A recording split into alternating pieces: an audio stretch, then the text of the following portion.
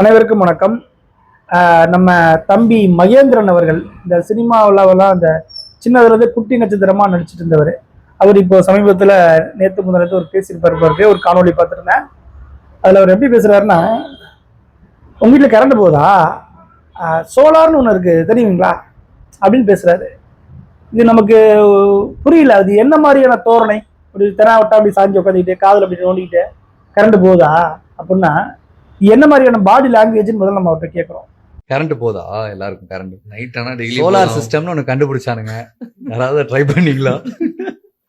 தம்பி, உங்களுக்கு அரசியல் தெரிஞ்சா பேசுங்க, தெரியலன்னா மூடிட்டு இருங்க. இந்த மாதிரியான பிஹேவியர்லாம் மக்களை வந்து ஏளனப்படுத்துற மாதிரி இருக்கு. புரியுதா? ஒன்று. ரெண்டாவது, சோலார்னு ஒன்று இருக்கு, தெரியுமான்னு கேட்குறீங்க. சோலார் என்ன உழவர் சந்தையில் ஒரு 50 ரூபா 60 ரூபா வருமா? ஒரு 2 கிலோ 3 கிலோ வாங்கிக்கலாமா? சோலாரோடைய விலை எவ்வளோ தெரியுமா தம்பி உங்களுக்கு? சரி, உங்களுக்கு ஏதோ நீங்கள் எல்லாம் பான் சில்வர் ஸ்பூன் சொல்லுவாங்களா, அந்த மாதிரி வளர்ந்துட்டீங்க உங்களுக்கு. சோலாரோடைய விலை தெரியல. ஒரு யூனிட்டு சோலார் போடுறது 80,000 ரூபா செலவு. ஒரு ஹஸ்பண்ட் ஒய்ஃபு ஒரு குழந்தைகள் இருக்காங்க வீட்டில், ஒரு டிவி ஃப்ரிட்ஜு வாஷிங் மிஷின் இருந்தாவே ஒரு மாதத்துக்கு 400 500 யூனிட் மின்சாரம் செலவாகுது. அவங்களுக்கு குறைந்தபட்சம் 2 யூனிட் சோலார் போட்டால் தான் அவங்க பயன்படுத்த முடியும். 2 யூனிட் சோலாருக்கு 1.5 லட்சம் to 2 லட்ச ரூபா வரும். எங்கே தம்பி போவாங்க? உங்க விஜய்க்கு ஓட்டு போட்ட பாவத்துக்கு நாங்க என்ன ஹைகோர்ட்டுக்கிட்ட 1.5 லட்ச ரூபா கட்டி நாங்க சோலார் பண்ணோம். என் வீட்டுல கூட கரண்ட் எடுத்துக்கோங்கன்ற நானு. உங்க கரண்ட் போதா, எங்க வீட்டுக்கு வாங்க, எங்க வீட்டுல இருக்கிற மின்சாரத்தை நான் கொடுத்துட்றேன். பெரிய கொடைவளர் கருண பிரபுன்னு தம்பிக்கு மனசுக்கு நினைப்பு. அது மட்டும் இல்லாம தம்பி வந்து மொட்டை மாடி இருக்குல்ல, நம்மலாம் மாடி தோட்டம் போடுவோம்ல, அது மாதிரி தம்பி வந்து மொட்டை மாடியில வந்து ஒரு 550 அலகுல யூனிட்ல ஒரு பெரிய அனல் மின்சாரம் வச்சிருக்காரு. அதனால உங்களுக்கு யார் வீட்டுக்கு கரண்ட் போனாலும் நேராக ஒரு ஒயர் எடுத்துக்கிட்டு நேராக தம்பி வீட்டுக்கு மொட்டை மாடிக்கு போனீங்கன்னா நேராக சொருவி நீங்கள் உங்கள் வீட்டுக்கு தேவையான மின்சாரத்தை எடுத்துக்கலாம். தம்பி, உங்களுக்கே வந்து கவர்மெண்ட் தான் தம்பி மாதம் ஒரு 500 யூனிட்டோ 600 யூனிட்டோ கொடுக்குது. நீங்கள் எப்படி தம்பி அதை வந்து மக்களுக்கு கொடுப்பீங்க? தம்பி, நீங்கள் வந்து எனக்கு ஒரு சந்தேகம், நீங்கள் இன்னும் குழந்தை நட்சத்திரமாகவே இன்னமும் வாழ்றீங்களா அப்படின்னு எனக்கு தெரியல. இல்லை ஒருவேளை டிவிக்கேவை ஆதரிக்கிறதுனால இந்த மாதிரிலாம் நீங்க இருக்கீங்களா, இல்ல டிவிக்கு ஆதரிக்கிறவனா இந்த மாதிரி தான் இருப்பானா அப்படிங்கிற கேள்வி எங்களுக்கு எழுது. ஓகே, இவ்வளவு நாள் கரண்ட் இஷ்யூ இல்லாம இருந்துட்டீங்களா ஜாலியா? இப்போ இஷ்யூ ஆகுதா? சரி பரவாயில்ல, ஒரு 6 மாசம் கேட்காதீங்க. 6 மாசம் நம்ம எந்த கேள்வியுமே கேட்கக்கூடாதான். என்ன புரியலையே? இந்த சந்தானம் ஒரு படத்துல சொல்லுவாரு, 6 மாசமா இப்படியே பார்த்துட்டு இருக்கிறேன்டாம, அந்த மாதிரி 6 மாசம் நம்ம கேள்வி கேட்கக்கூடாதான். இது என்ன நிலைப்பாடு எனக்கு புரியலையே. ஏன் இதுக்கு முன்னாடி திமுக நீங்க கேள்வி கேட்கலையா? சிஎம் சார் அப்படின்னு உங்க சார் பேசினார்ல, அப்பெல்லாம் தம்பி மகேந்திரன் எங்க போனாரு? அன்னைக்கு நீங்க கேள்வி வேண்டியதானே, ஏங்க அப்படி கேள்வி கேட்குறீங்கன்னு. அப்போ இப்போ ஒரு ஜனநாயக நாடுங்கிறீங்க, மக்களாட்சிங்கிறீங்க, கேள்வி கேட்க கூடாது அப்படிங்கிறாரு. இன்னொன்னு சொல்றாரு, நீ கேள்வி கேட்டா எல்லாம் நடந்துருமா? முதலமைச்சர் கேள்வி கேட்டா கரண்ட் வந்துருமான்னு கேட்கிற, வேற யாரு கேட்கறது? என்னங்க இப்ப அவர் நீங்க கேள்வி கேட்டு மட்டும் உங்களுக்கு என்ன கரண்ட் வந்துடுவாங்க போகுது?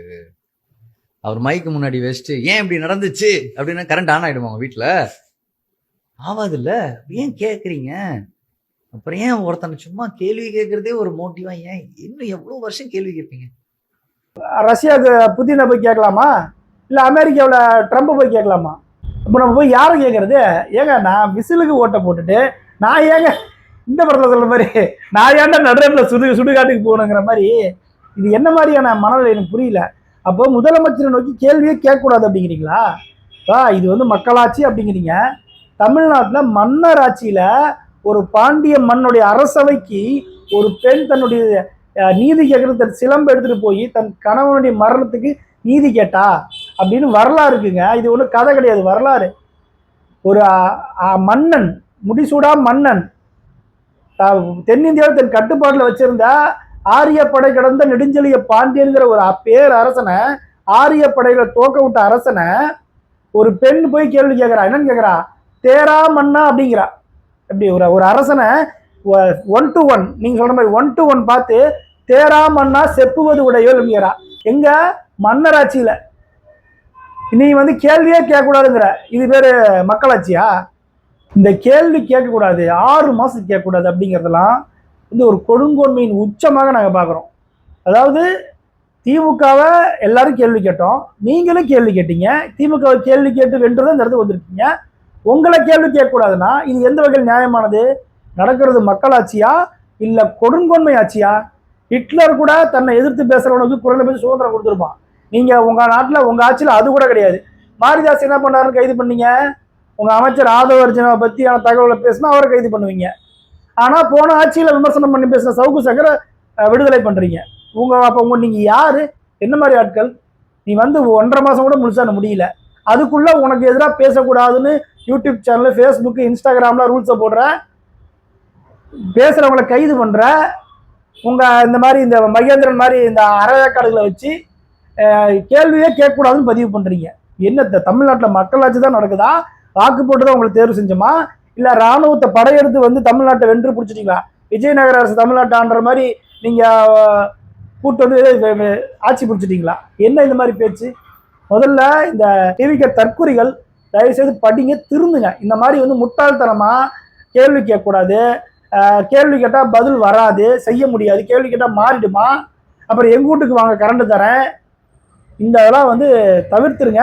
இல்லைன்னா உங்க டிவிக்கு நீங்க ஆதரிக்கிற டிவிக்கு கட்சிக்கு தான் ரொம்ப அவமானம், அசிங்கம். திருத்திங்க. நன்றி.